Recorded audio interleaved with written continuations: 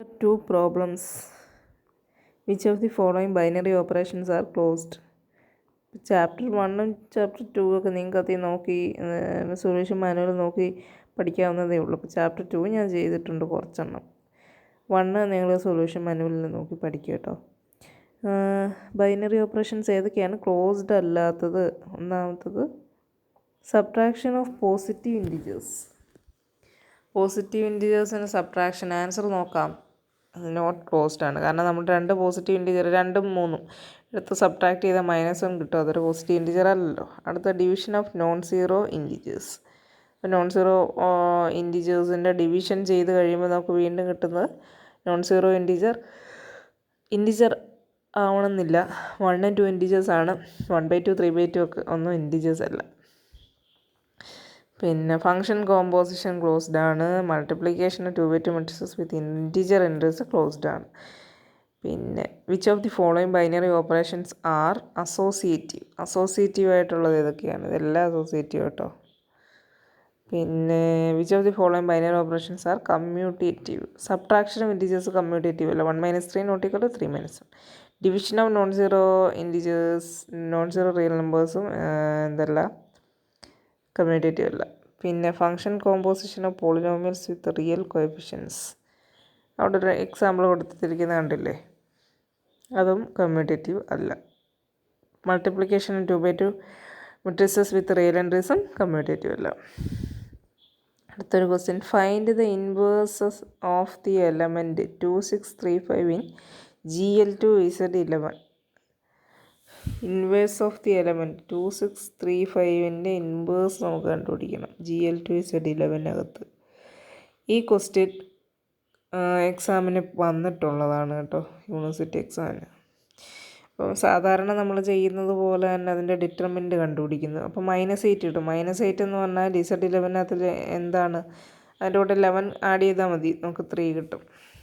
ഇനി അതിൻ്റെ ഇൻവേഴ്സ് കണ്ടുപിടിക്കുക. 1 ഡിറ്റർമിനൻ്റ് ഓഫ് ഇൻറ്റു 1GA ആണ്.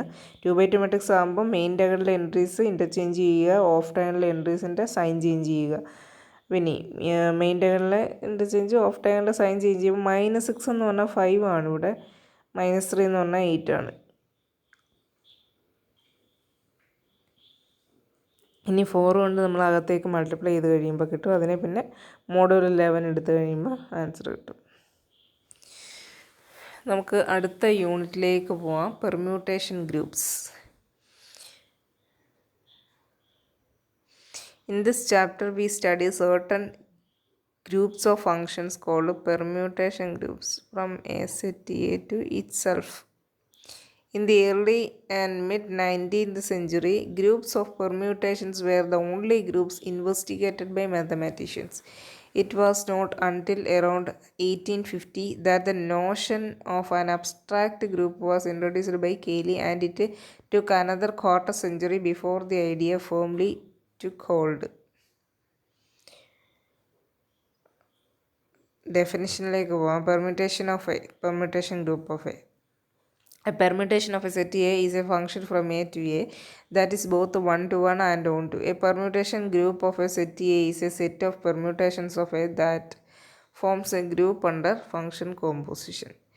Permutation of a set എന്ന് പറഞ്ഞു കഴിഞ്ഞാൽ it's a function from A to A യിലേക്കുള്ളൊരു ഫങ്ഷനാണ്. അത് 1 1 on-to ആണ്. അതേപോലെ തന്നെ permutation group of a set A എന്ന് പറഞ്ഞാൽ is a set of permutations of A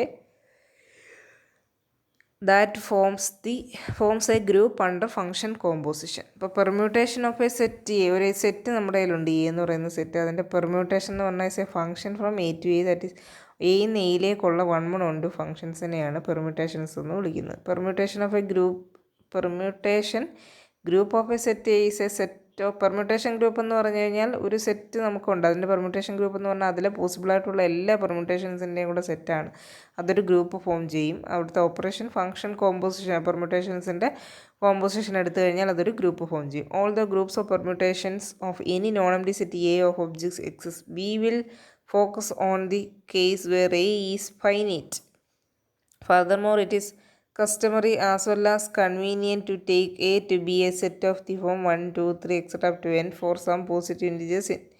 Unlike in calculus where most functions are defined on infinite sets and are given by formulas. In algebra, permutations of finite sets are usually given by an explicit listing of each element of the domain and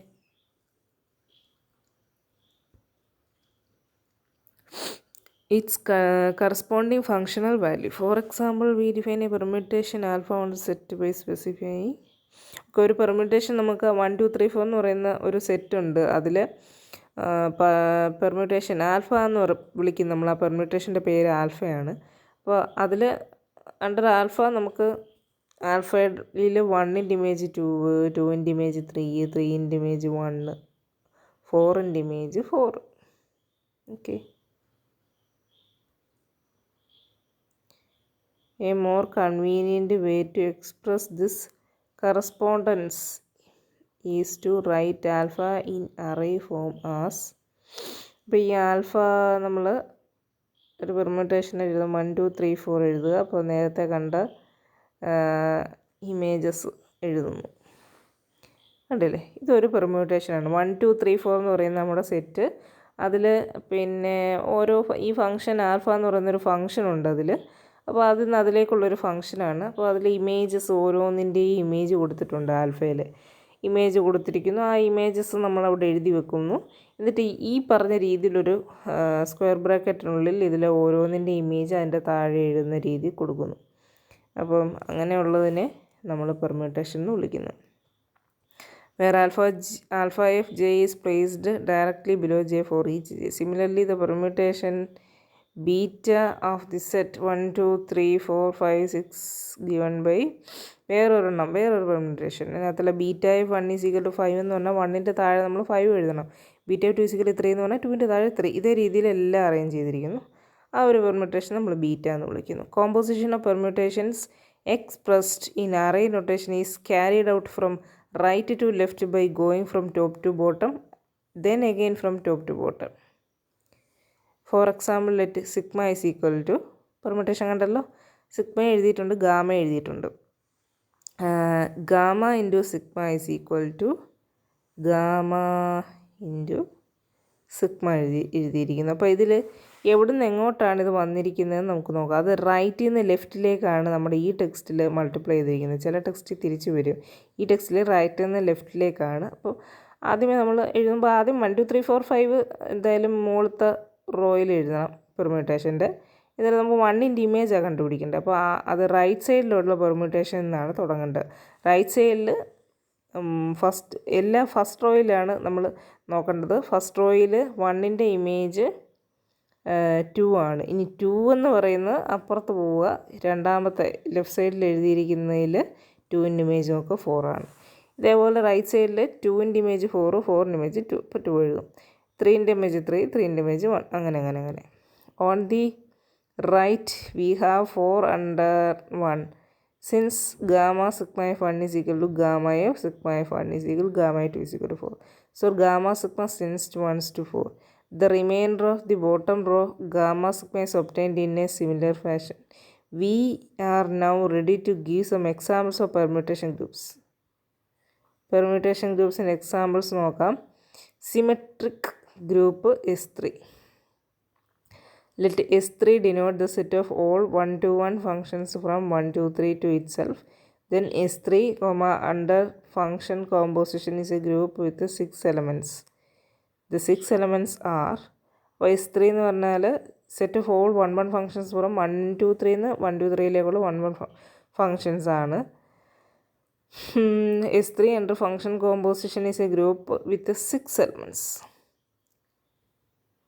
ഇതൊരു ഗ്രൂപ്പാണ്. അതിൽ 6 elements ഉണ്ട്. Function കോമ്പോസിഷനാണ് ഇവിടുത്തെ operation. Composition എടുക്കുന്നത് എങ്ങനെയാണ് തൊട്ട് മുമ്പ് നമ്മൾ കണ്ടല്ലോ. അപ്പോൾ അതിൽ പോസിബിളായിട്ടുള്ള എല്ലാ പെർമ്യൂട്ടേഷൻസും എഴുതിയിരിക്കുന്നു.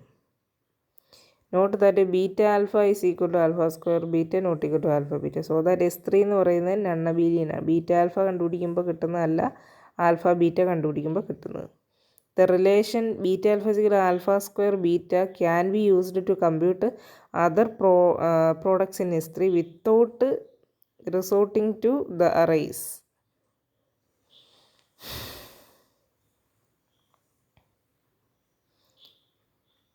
അപ്പോൾ beta alpha is equal alpha square beta എന്ന് കിട്ടിയിട്ടുണ്ട്.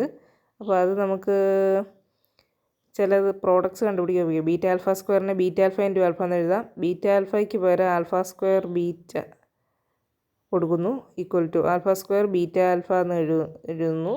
ഇനി alpha square into beta alpha എന്ന് പറഞ്ഞു കഴിഞ്ഞാൽ എന്താണ്? ആൽഫ സ്ക്വയർ ബീറ്റ വീണ്ടും കൊടുത്തു. Alpha raise to 4 into beta.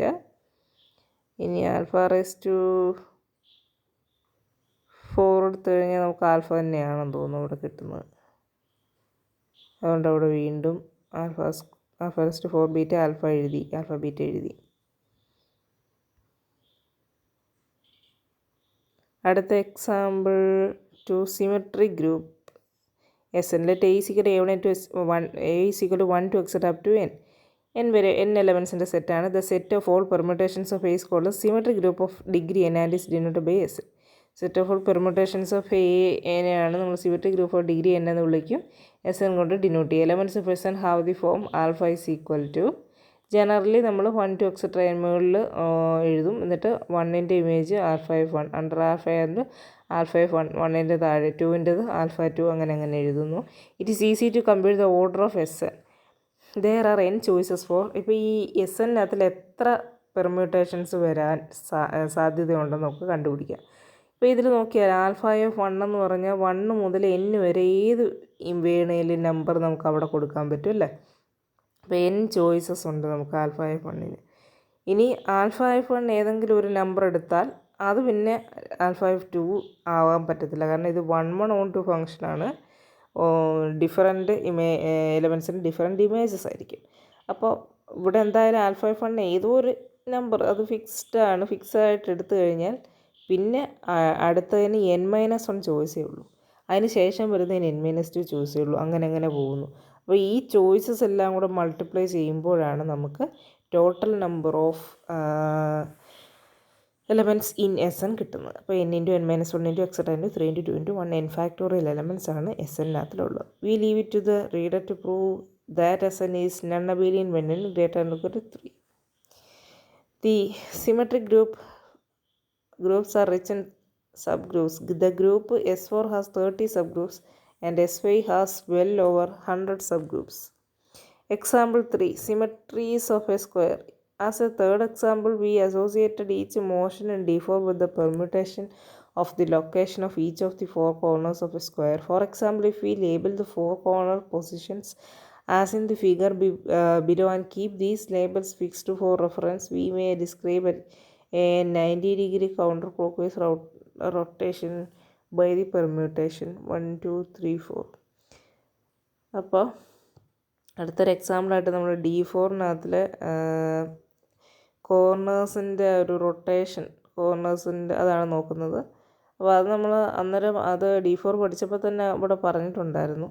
If you label the 4 corner positions as in the figure below and keep these labels fixed for reference, we may describe a 90-degree counterclockwise rotation by the permutation 1, 2, 3, 4.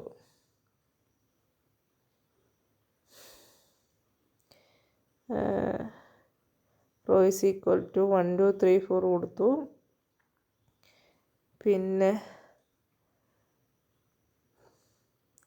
90 degree rotate ചെയ്യുമ്പോൾ 1ൻ്റെ പൊസിഷനിൽ ഏത് ഡയറക്ഷനിലാണെന്ന് നോക്കണം അല്ലേ. Counter clock vice ഡയറക്ഷനിലാണ് rotate ചെയ്യുന്നത് നമുക്ക്. അപ്പോൾ 1 ഇരുന്നിടത്ത് counter clockwise rotation by permutation. If we label the 4 corner positions as in the figure below and keep these labels fixed for reference, we